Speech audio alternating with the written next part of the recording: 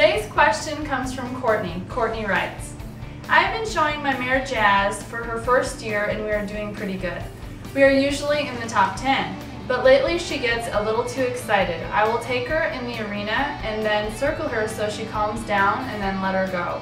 She usually is good to the first barrel or the first 2 pulls, and then she kind of takes the bit and goes. I still have control of her, but not full control, and I feel like I'm fighting her the whole way there. How can I get her off the bit so I have full control? Thanks so much for writing with your question, Courtney. This is definitely something that many rail racers struggle with, so I'm excited to share the steps I would take to solve this problem and also ensure that this doesn't become an issue to begin with. With horses especially, it's always easier to prevent problems from occurring rather than fix them once they are well established. So in this video, I am going to go over what I do not only to establish rate, but also make sure my go button is working to its fullest capacity, meaning that my horse delivers every ounce of speed he has available to give. I firmly believe that the majority of the control we have over our horses should come more from body language than our hands and communication with their mouth via the bit. There's a saying that says, the more you use your reins, the less they use their brains, and I 100% believe that to be true.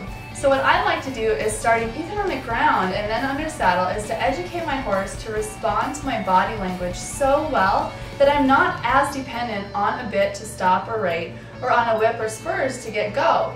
Many rail racers end up running out of bit, meaning their horses are not responding to even a more severe mouthpiece, or they're not running full speed when we ask, no matter how much they are encouraged to do so.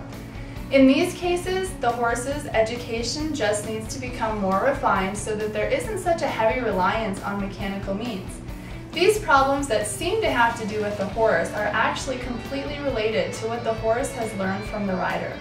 The good news is that when we go about this correctly, it means we'll be able to do much more with much less. Now, how we do some things is how we do other things, so making sure that my horse always follows my feel and honors my request to go or whoa starts on the ground and with every little interaction I have with them. I never allow my horses to pull on me, even when leading them, getting in or out of the trailer, and in all the little day-to-day interactions. Let's go to the arena and I'll demonstrate. It's their responsibility to stick to me and keep slack in the lead rope. If they refuse to come with me when I walk forward, or they walk in front of me, I'll use the tail of my lead rope or a stick as an extension of my hand to drive them forward or block their motion. Pulling on a horse only gets them more familiar with that resistant tension, and we don't even want to go there.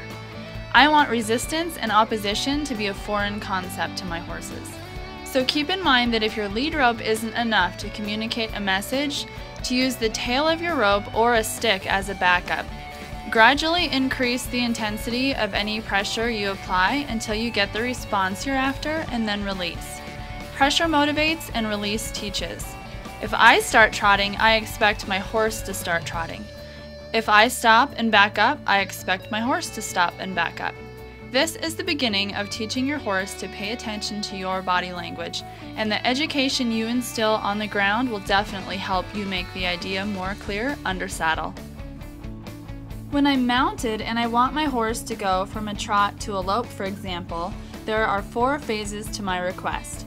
I only increase in phases when my horse doesn't respond. Number 1, I lift my reins slightly, just to signal a coming change. This is like preparing the position before the transition.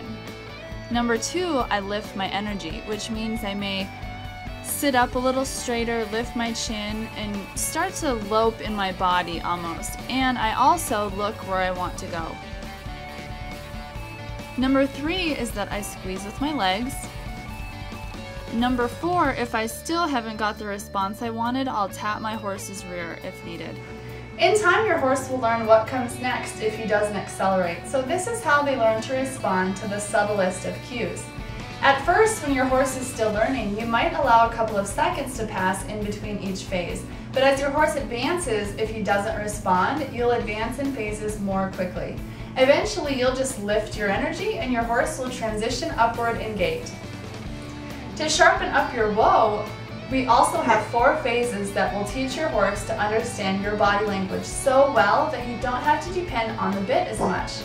In the process, you'll also increase your horse's respect and responsiveness to the bit, because we do need to have that to use it when we need it. But again, using these techniques will mean you won't need to use nearly as much bit pressure to gain control of your horse. Again, I lift the reins to signal a coming change. Then I lower my energy. I exhale and sit deep in the saddle. I engage contact with the horse's mouth only if necessary. Then I stop and back up however many steps it took to stop my horse, times 2. So I'll back up twice as far as it took for them to stop. A horse that runs through a bit or doesn't go when asked does so in most cases because they haven't been properly educated. There can be other factors that come into play, but it's often us as riders that inadvertently teach our horses what we don't want. For example, every time a horse is allowed to run by a barrel or through bit pressure, they are just getting better at doing it.